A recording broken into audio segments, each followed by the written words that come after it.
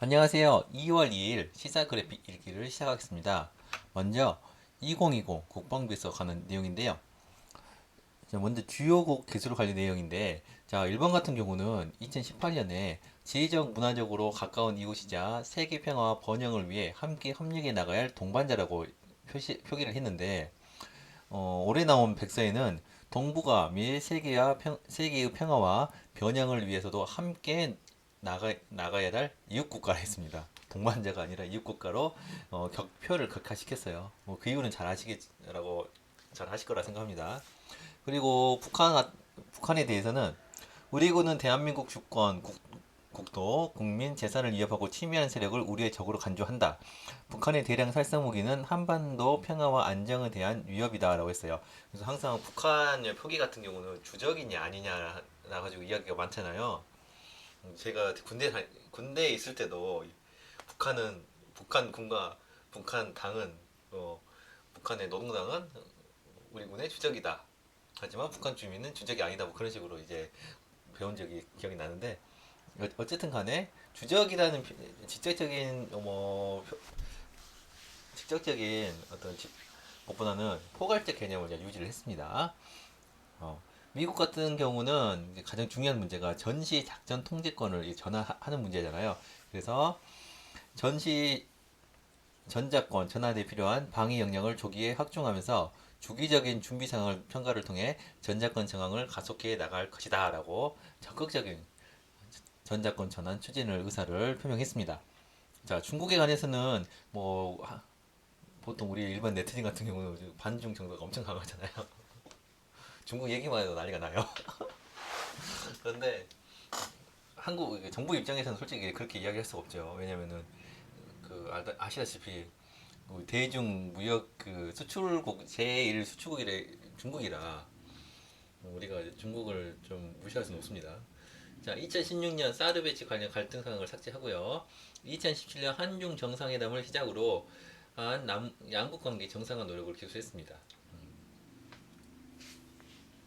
특별히 뭐 코로나 이번 사태 때문에 뭐 중국과의 관계가 뭐 정부 입장에서 뭐 나빠지거나 그런 건 전혀 없습니다. 자, 그리고 아까 얘기한 그 북한은 적 표기에 대한 변화인데 이게 진짜 많이 바뀌었어요. 1995년부터 2000년까지는 가장 유명한 그 서울을 불바다로 만들겠다는 아니 나 저 기억나요.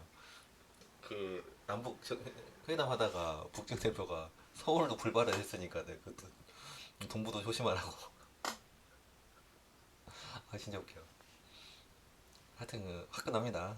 북한은 1994년 실무 남부 쪽에서 북측 대표의 서울 불바다 때문에 바로 나왔어요. 국방부에서 북한군 주적이야라고 처음 나왔어요. 하지만 이게 정권에 따라 이제 달라지죠 당연히. 2000년에 우리 제1차 남북 정상회담이 있었잖아요. 그래서 1998년부터 2000년 국방정세 보고서는 북한군은 주적이라는 이제 개념이 나오지 않았어요. 그리고 북한군은 주적이라는 표현이 또 2004년에는 또 삭제가 됐고 직접적인 군사 위협 또는 심각한 위협이 되다라고 했어요. 그리고 현존하는 2006년에는 현존하는 북한의 군사적 위협이 위험하다라고 했죠. 그런데 또 이제 반전이 생기죠. 2010년에 연평도 포격작전 천안 사태가 있었잖아요. 그래서 북한 정권과 북한군은 적이다라는 개념이 생겼어요. 그리고 2018년에 3차 남북 정상회담이 있어가지고 판문점 선언과 군사 분야의 하위에서 이행 등의 남북 관계를 반영해가지고 북한은 적이다라는 표현을 삭제했고 그 적보다는 광범위하고 포괄적인 개념으로 이게 대량 살상 무기가 심각한 위험이 된다라고 이제 구현을 했죠. 좀 두루뭉실하게 좀 바뀐 게 있습니다. 왜냐면은 어차피 군도 대통령 희야이 있기 때문에 대통령이 남북 정상회담 남북 대화를 계속 이어나가게 하겠다는데 뭐 따로 이야기할 수는 없죠. 그래서 2020년 올해도 작년 백서도 2018년 국방부에서 표기를 유지했습니다. 그리고 이것 좀 확대해 볼게요. 자, 남북 군사력 현황이에요. 우리가 보통 한국군 대 북한군 해가지고 누가 싸우면 우리가 지냐 맨날 그 얘기 나오잖아요. 근데 한국군은 육군 병력은 북한의 절반도 안 됩니다. 110만 대 42만인데 솔직히 이것도 이게 뻥튀기 된 거죠. 북한 같은 경우는 거의 군 복무 기간이 10년이에요. 어마어마한 긴데 뭐 북한군의 현실을 뭐 잘 알고 계시죠? 해군은 뭐 수도 비슷합니다. 근데 문제는 이 해군의 잠수함 세력은 잠수함 그 전력은 북한이 더 강하죠. 6만 7만 명 대 6만 명. 공군 같은 경우는 11만 명 대 6만 명인데 솔직히 공군 같은 경우는 갑자기 그 실력 어떤 전력 차는 비교가 안 되죠. 전략군이 뭐지? 전략군 뭐 특수부대인가요? 하여튼간에 다 합치면 북한은 128만 명, 한국은 55만 5천 명이에요. 계속 이것도 계속 줄어들고 있는 상황이죠.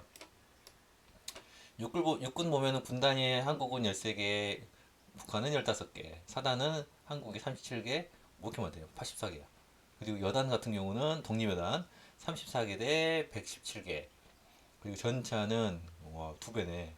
근데 문제는 재료도 이제 굴리는 전차가 얼마 있냐 그 문제죠. 2130여 대 대 4300여 대. 장갑차는 한국이 더 많네요. 3000 대 2600. 야포는 6000 대, 야, 얘 역시 포방구야.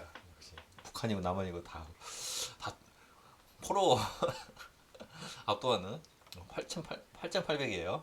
다른 장 방사포는 와, 여기 북한이 우리 한국에서 가장 무서워하는 게 바로 이 다량장 방사포죠. 우리 한국 같은 경우는 그 MLRS라고 있는데 그게 270문 정도밖에 없어요. 그리고 지대지 유도 무기는 이건 나 잘 모르겠다. 발사대가 우리 한국은 60대, 자, 북한은 100여 대. 해군은 점토함정, 상륙함정이 솔직히 많거든요. 근데 왜 이렇게 많냐면은 북한 같은 경우는 이게 그 황해하고 그 서해하고 동해하고 완전히 분리가 되잖아요. 왔다 갔다 할 수가 없어요. 어떻게 왔다 갔다 해? 무슨 뭐 하늘로 섰을 수도 없고. 그래서 실제로 북한 같은 경우는 어떻게 하냐? 그 평양 쪽에서 평양은 서해잖아요. 그리고 원산 쪽은 그 동이잖아요. 그쪽으로 육지로 배를 수송하는 경우도 가끔 있다 하더라고요. 못 가요. 여기는 걔는. 그러니까 따로 있는 것 같아. 어머, 따로 있어. 그래서 월등히 많아요. 숫자는 어떻게 숫자는 그 430대 100, 250대 10, 그리고 기뢰 함정 20대 10, 40대 20. 잠수함은 좀 우리가 한국이 좀 걱정스러운 전력이죠. 걔네들이 그렇죠. 공군은 뭐 숫자는 많은데 얘네는 자 공군 같은 경우는 그 800대 2배 이상이 2배 이상인데 2배 이상인데 솔직히 말해서 공군 전력은 솔직히 비교가 안 되죠. 그 질적으로 보면은 감시 통제기는 우리 같은 경우 조기 정보기 포함해가지고 이제 70여 대 했는데 여기는 정찰기밖에 없어요. 그리고 공중 기동기 우리 보통 AN2기 엄청 많습니다. 보통 우리 그 군대에서 얘기할 때 교육 받을 때 AN2기를 그 K2 서청으로 제압하는 것도 배우잖아요. 그리고 훈련기는 한국이 훨씬 많고 190대 80. 헬기도 660대 290. 그리고 예비 전력이 교도대 노동격의군 붉은 청년 군이 돼가지고 762만 명. 어우, 엄청 많네요. 우리 한국은 사관 후보생, 전시 근로소집, 전환, 그리고 대치 복무 인능 해가지고 310만 명. 근데 질적으로 보면은 한국이 뭐 월등합니다. 자, 그 다음에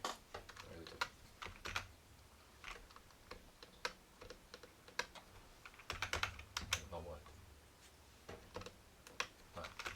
자, 그 다음에 북한이 개발 보유 중인 자, 탄도 미사일 꽤 많죠. 특히 이제 가장 이제 그 미국에서 가장 우려하는 게 이 부분이요. ICBM 대륙간 탄도 미사일이죠.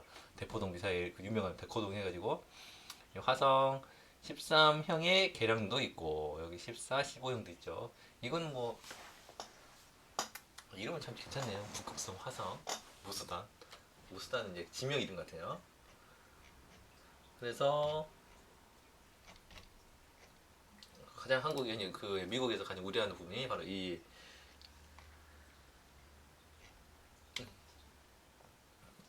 가장 우려하는 부분이 바로 탄도 미사일이다 하는 겁니다. 탄도 미사일이 한번 설명을 한번 많이 없을 것 같은데. 국방부는 지난 2년간 달라진 북한군 동향의 상세 기술안 간단해지죠. 2020 북컴비스를 발간했다. 그 얘기입니다. 자, 그리고 코로나19 상황입니다. 자, 2일 현재 자, 신규 확진자가 336명입니다. 서울이 121명, 경기가 70명, 광주가 지금 그 성교의 그 문제 때문에 23명 이렇게 나온 것 같아요. 그리고 해외유입이 41명.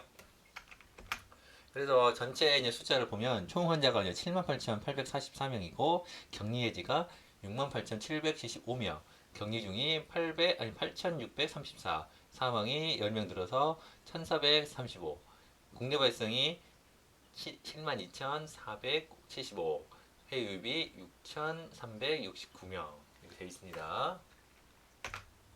그리고 코로나 1차부터 이제 4차 재난지원금 이제 이야기 나오고 있죠.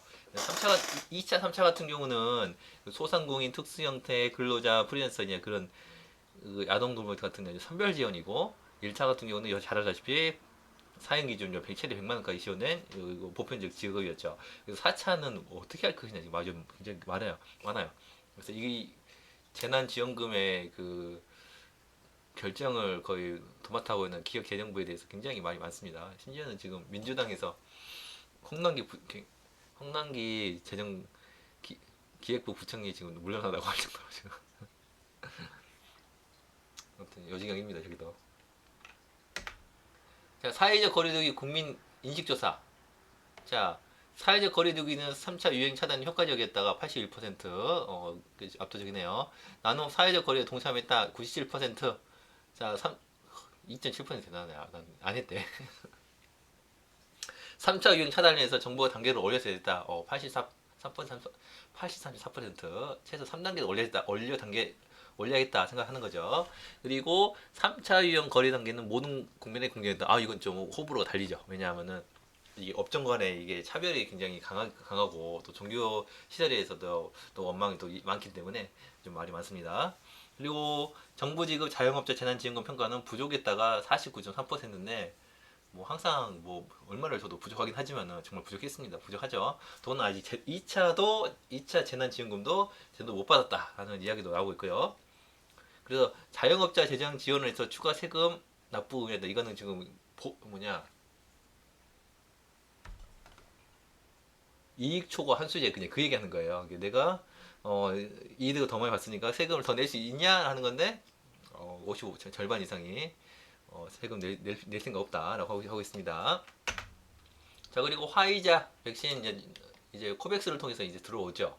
그래서 여기 보면은 가장 중요한 문제가 영하 70도 초저온 콜드 체인을 항상 유지를 해야 돼요. 이게 가장 어렵죠. 화이자가 영하 70도, 모더나가 한 영하 20도, 그리고 아스트라제네카가 거의 실온에 가까운 온도 하니까 뭐 보관 같은 경우는 아스트라제네카가 제일 낫죠. 자, 여기 화이자 같은 경우는 영하 70도 초저온 콜드 체인 통해서 유통을 해야 돼요. 그래서 화이자는 백신은 그 운송을 할 때도 실온 유침 방지를 위해서 드라이아이스로 채워져요. 보통 그래서 미국 같은 경우도 처음 이거를 보급할 때 여기에 QR코드랑 그 GPS까지 다 달아가지고 만약에 사태에 대비했다라고 이야기하더라고요. 그래서 수송 출하 승인하고 냉동 분류 센터에서 이 냉동 트럭으로 이제 분배가 되게 되죠. 그리고 예방 접종 및 위탁 의료기관으로 이제 분배가 된다고 합니다. 아마 첫 그 백신이 한국 국내에서 맞는 백신이 아마 화이자 백신을 그 국립중앙의료원에서 맞을 거라고 이야기를 하고 있어요. 자, 그리고 3일과 4일 전망에는 날씨가 좀 따뜻했는데 날씨가 더 추워지죠. 전국 대부분 지역에 눈 또는 비가 내립니다. 3일 저녁부터 4일 이른 새벽까지 중부지방에 중심으로 매우 많은 눈이 내리고요. 강원 동해는 제외하고요. 원래 이쪽은 태백산맥이라서 이쪽으로 온화한 남서풍이 좀 불면은 이 서해 쪽에서 난리가 치지 동해 쪽은 그렇게 눈이 많지 않아요. 그리고 3일 늦은 밤부터 4일 새벽 남부지방에는 눈 또는 비가 내립니다. 그리고 겨울 경기 동부와 강원 영서 중심으로 최대 15cm의 매우 많은 눈이 내리고요. 그 밖에 수도권 충북 북부, 경북 북동산지에는 최대 110cm의 많은 눈이 내립니다. 자, 그리고 공공기관 신규 채용 현황을 보면요. 전년 대비 이제 이 그림을 보면은 전년 대비 17.8% 줄었대요. 아마 코로나 영향이 아마 큰 것 같습니다. 그리고 국제 은 가격 추이가 지금 보면은 2월 1일 지금 기준으로 해가지고 몇 달러요 지금 온스당 29.418달러다 이렇게 나왔습니다. 은 같은 경우는 우리가 보통 그 금 시세만 그 많이 관심을 둬가지고 은은 별로 많이 안 나오잖아요. 그래서 여기 보면요, 1일 현지 시간 뉴욕 상품거래소에서 4월 인도분 은은 전 거래일보다 온스당 9.3%, 즉 2.5달러가 급등한 29.418달러에 거래를 마쳤다. 이는 지난 2003년 2월 이후 최고치다. 아마 안전자산이라 해가지고 금에 몰린 수요가 여기도 몰린 것 같다라는 생각이 듭니다. 그리고 자, 미얀마 군부가 쿠데타를 이제 일으켰는데 지금 난리죠. 지금 미얀마군이 비상사태 선포를 하고 쿠데타로 수를 장악했어요. 그리고 아웅산 수치의 국가고문을 관제 구금했습니다. 뭐, 이야기 들어보니까 뭐 워키토키를 그 소지하고 불법 소지하고 있었다. 뭐 무전기를 불법 소지하고 있었다. 그래서 구금을 한답니다. 말로는. 미얀마 군부가 1일 1년간 비상사태 선포하고 1년 후 총선을 실시하기도 했습니다. 그리고 민수의 전직 장군과 제1 부통령이 이 사람은 제1 부통령이에요. 부통령이 3명이거든요, 여기는. 대통령 권한대행으로 비상사태 선포로 미남 콜리링 최고사령관 권력을 이양했습니다. 그리고 뭐 바리 사장이죠, 이 사람도. 아웅산 수치 고문이 겸임했던 외교장관에는 테인시엔 정부의 운남마웅 전 외교장관이 5년 만에 복귀를 했고요. 11월 열린 총선 부정선거 의혹 관련해서 아웅산 수치 국가고문과 민린 대통령 등 정부 고위 인사를 구금했습니다. 대통령도 바지 사장이죠. 미얀마 군부는 수치 정부의 장차관 23명 교체하고 11개 부처 장관을 새로 지명했습니다. 그리고 역시 독재국가답게 인터넷과 전화선을 작동 불가시키고 2일 내에 부분적으로 복구를 시켰습니다. 미얀마 은행의 영업 중단도 중단돼가지고 인출 및 업무 마비했는데 2일에 일부가 제기됐습니다. 자, 그리고 서울 민생경제 5대 온기 대책 주요 내용인데요. 자, 첫 번째. 소상공인 긴급융자 1조 추가 투입해가지고 한 달 만에 8천억 소진이요. 5만 명 2천만 원 융자 추가 지원하겠다. 자, 고용유지 지원금은요. 현장 수요 반영해가지고 무급휴직자 1만 명에게 3개월간 최대 150만 원을 지원하겠다. 관광 공연 예술 분야에 1,500개 관광업체당 100만 원 긴급 생존자율 현금으로 지원하겠다. 또 축제 예술인 창작 지원에 96억 원. 여기에는 비대면 소규모 축제 76억 원, 예술인 및 단체 창작 활동에 21억 원이 포함되어 있죠. 그리고 서울사랑 상품권이 있는데 이걸 10% 할인된 서울산업권 상품권을 4천억 조기 발행해가지고 소비를 촉진하게 하겠다. 마지막으로 T약계층 안심 일자리로 전체 안심 일자리 70% 조기 집행해가지고 상반기에 실업자 어르신 등의 6,378개 일자리를 만들어 주겠다라고 했습니다.